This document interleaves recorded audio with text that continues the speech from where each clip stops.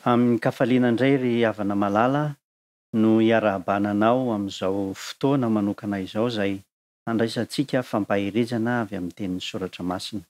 Marary ny fiadanan'ny Tompo sy ny fitahian'Andriamanitra ho anao eto am-panarahana izao fandaharana izao. Tompo anie hitahy antsika rehetra ka dia hanomentsika izany fiadanana izany. Amen.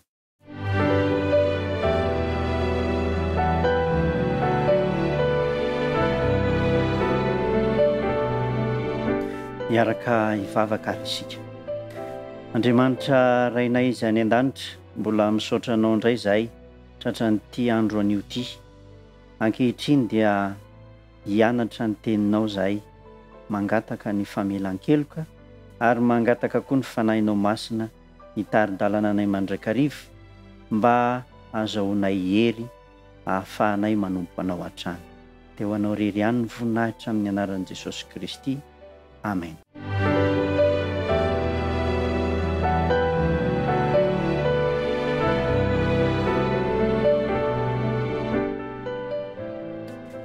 Amin'ity anio ity izany dia lohateny anankiray indray no hojerentsika.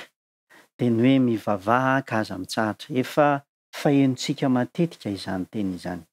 Mivavaha ka aza mitsahatra. Tenin'ny apôstôly Paoly ao amin'ny Tesalonianina voalohany 5:5-7. Rehefa maheno an'izany teny izany isika dia manakoako ao antsofintsika fa tokony hanao vavaka isika.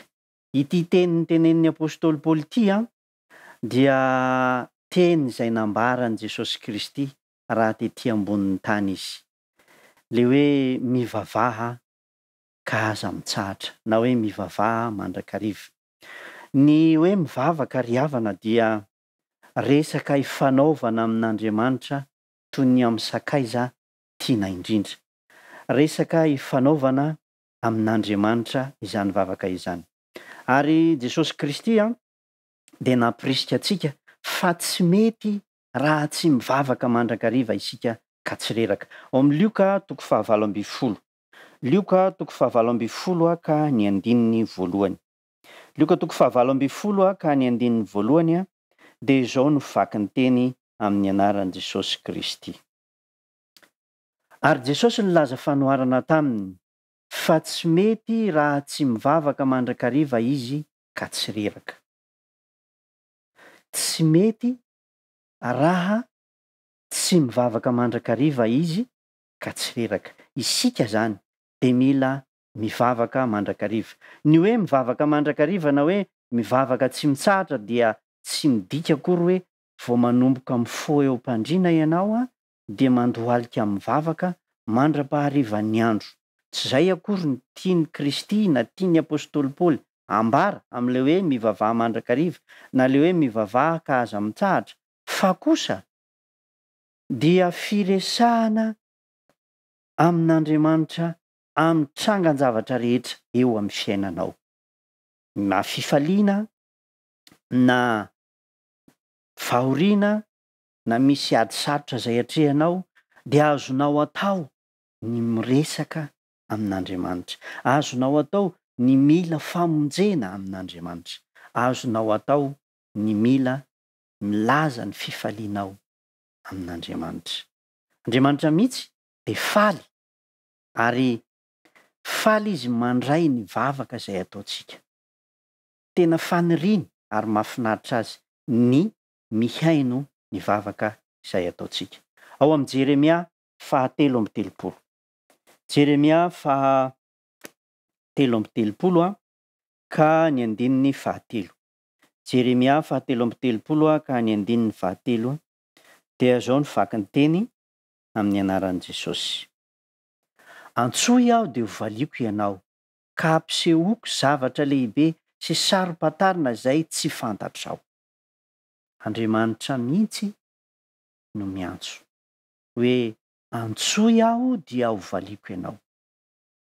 Ny fiantsonan'Andriamanitra zany dia fiantsoana hiresaka aminy, hitafatafa aminy. Zavatra rehetra izay iainantsika dia ilaintsika ny miresaka amin'Andriamanitra. na dia miantso aza nefa Andriamanitra, na dia tian'Andriamanitra aza nefa ny miainao antsika, dia ilayntsika kosa nefa ny manaraka ny fepetra atao amin'ny mivavaka ary indrindra ny manome fanajana an'Andriamanitra. Ilayntsika ny manaja an'Andriamanitra. Na dia tany am-boalohantsika nanao famaritana an'ilay vavaka, ilay hoe ny vavaka dia iresaka ifanaovana amin'ny sakay izay tiana indrindra.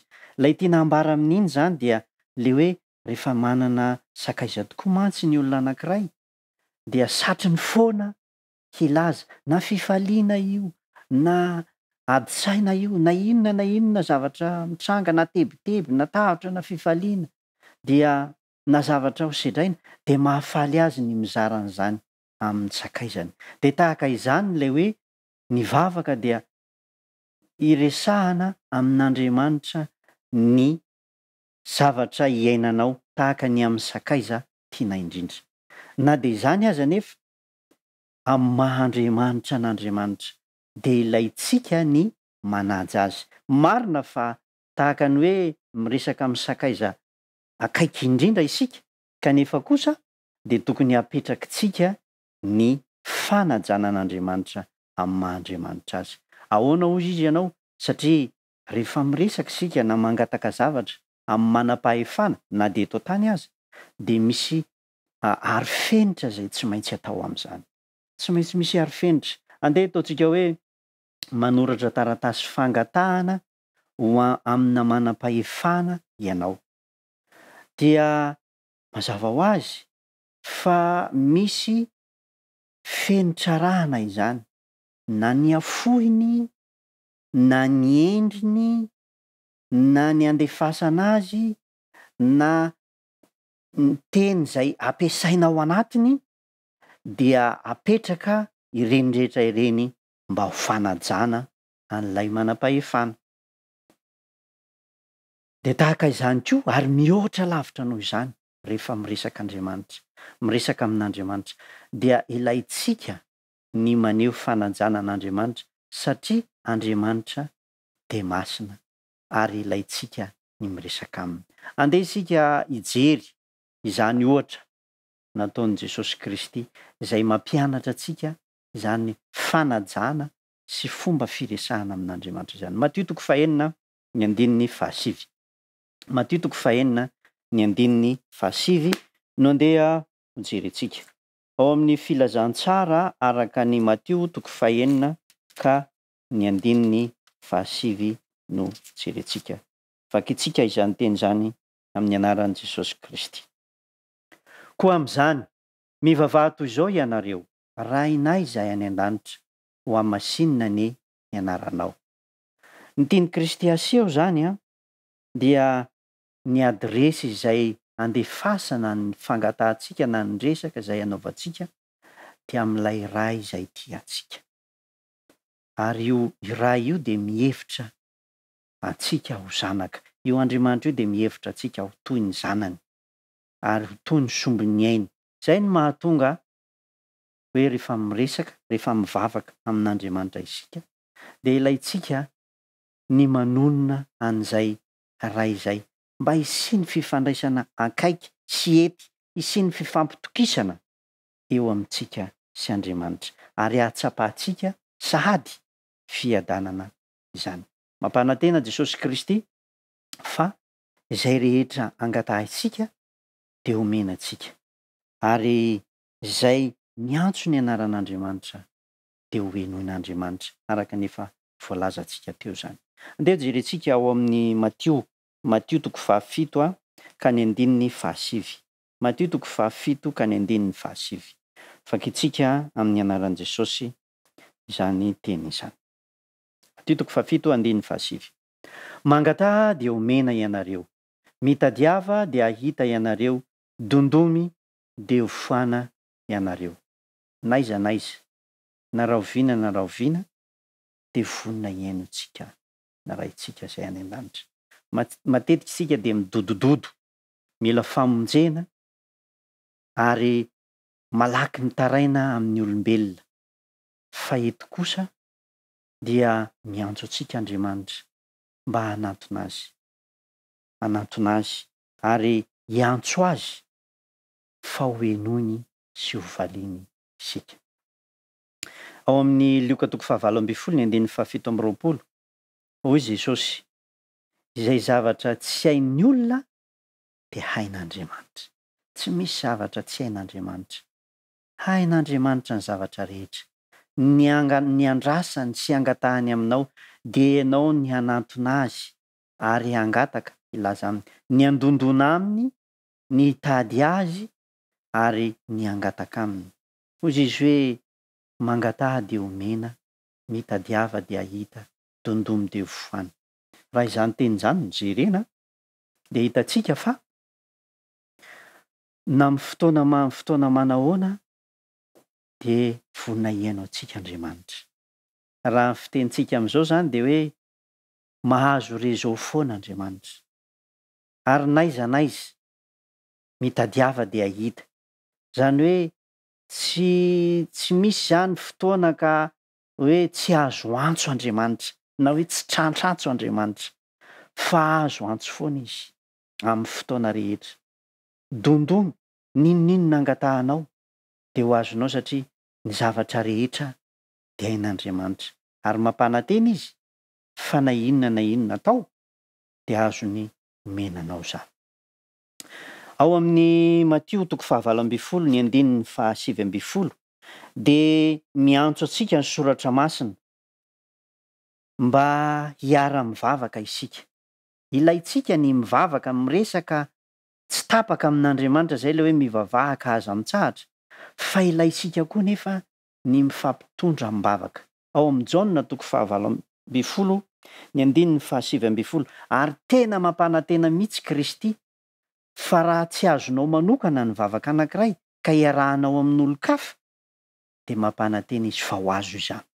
Izao ny voasoratra ao amin'ny Matio 7:17 mampirisika antsika aminao sy hamonjy fiaraha-mivavaka izany. Matio 7:17 ary lazaiko aminareo koa, raha misy roa aminareo mifanaiky etỳ ambonin'ny tany na amin'inona ka mangataka izany, dia ho azo ny avy amin'ny raiko izay any an-danitra izany. Raha vao misy olona anankiroa zany ka mifanaiky hoe andeha isika hitondra mbavaka an'ity fangatahana amin'Andriamanitra ity, dia mampanantena mihitsy Kristy ary tena nilaza izy hoe lazaiko aminareo marina tokoa fa ho azonareo amin'ny raiko izay any an-danitra izany. Zava-dehibe ry havana ny fiaraha-mivavaka ary aza miady rery mamonjy fiaraha-mivavaka. Aoka hiaraka hivavaka, aoka hifampivavaka isika. Manome toky Kristy fa izany fiaraha-mivavaka izany dia azahoana valiny avy amin'ny ray. Mampanantena koa izy fa na aiza no hiangona antsika dia eo afovoany sahady Kristy ary vonona hitondra izany vavakantsika izany koa anatrehan'ny ray. Ao Matio 7:12 izay fahaitsika tsy hianjera. Fa na aiza no hiangonan'ny roa na telo aminareo amin'ny anarako dia eo afovoany aho. Eo afovoantsika mandrakariva Kristy amin'ny fiaraha-mivavaka rehetra. Ilaitsika ry havana ny manana izany fiaraha-mivavaka izany. Ary Jesosy Kristy dia vonona ny hitondra sy hanelanelana antsika eo amin'Andriamanitra. Izao no voasoratra ao amin'ny Jaona 4:12. Rehefa mivavaka isika dia vonona Jesosy Kristy hanelanelana antsika amin'Andriamanitra. Ao amin'ny Jaona 4:12 ka 12. Mivaky toy izao amin'ny anaran'i Jesosy Kristy. Raha mangataka zavatra amin'ny anarako ianareo dia hataoko izany. Raha mangataka zavatra amin'ny anarako ianareo dia hataoko izany. Ahoana ny tian'i Kristy ambara? Andriamanitra miantso manao hoe antsoy aho dia hovaliako ianao. Kristy kosa milaza manao hoe raha mangataka zavatra amin'ny anarako ianareo dia hataoko izany. Ary raha aiza na aiza ny hiangonanareo dia ho afovoany aho. Jesosy Kristy zany dia vonona amin'ny fotoam-bavaka rehetra na ataontsika manokana na amin'ny fotoana fiaraha-mivavaka dia vonona hitondra eo anatrehan'Andriamanitra ny vavaka izay ataontsika. Ary izay no ambaran'ny apôstôly Paoly hamafisiny tsara fa Jesosy Kristy dia mifona ho antsika eo amin'ny seza fiandrianana any an-danitra. Ao amin'ny Romanina 5:7-8. Romanina 5 ka ny 7-8. Romanina 5 ka ny 7-8. Zao ny vaky ny teny amin'ny anaran'i Jesosy Kristy. Kristy Jesosy no efa maty, eny sady mitsangana tamin'ny maty koa ka mitoetra eo amin'ny tanana ankavanan'Andriamanitra ary mifona ho antsika. Ry havana malala, Andriamanitra dia miantso, antsoa aho dia ho valiako ianao. Jesosy Kristy rehefa mivavaka isika dia ho afovoantsika mandrakariva.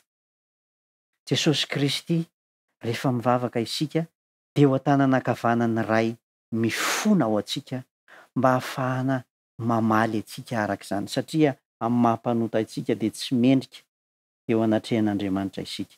Kanefa kosa Jesosy Kristy dia efa mifona ho antsika sahady eo anatrehan'Andriamanitra ankehitriny amin'izao fotoana izao. Ry havana, mivavahaka aza mitsahatra, ilayntsika ny mifandray tsy tapaka amin'Andriamanitra, satria io Andriamanitra io dia mihevitra izay mahasoa antsika. Ny hamaranantsika azy dia izao. Hebreo 7:5-20. Hebreo 7:5-20. Hebreo 7 ka ny 5-20 mivaky toy izao amin'ny anaran'i Jesosy. Koa amin'izany dia mahavontsy tokoa izay manatona an'Andriamanitra amin'ny anarana izy, satria velona mandrakizay hanao fonana ho azy. Ry havana, ilayntsika ny manatona an'Andriamanitra mandrakariva, ary aza adino fa Jesosy Kristy dia manelanelana antsika ary vonona mandrakariva ny fona ho antsika eo anatrehan'ny iray raha manao izany isika. Eo afovoantsika izy ary vonona hitondra eo anatrehan'Andriamanitra sy fona amin'iray, angataka amin'iray izay valim-bavaka omena antsika. Ny andrasana amintsika zany dia ny vavaka mandrakariva ka tsy hitsahatra, na fahoriana, na fifaliana, na inonina ady hatrehanao, na inonina zavatra manjoanao, na inonina zavatra fahombiazanao, ilayntsika ny mitondra an'izany eo amin'Andriamanitra. Ny tompo haneombanao ary hampahery anao mandrakariva mba hanananao faherezana amin'ny vavaka. Amen.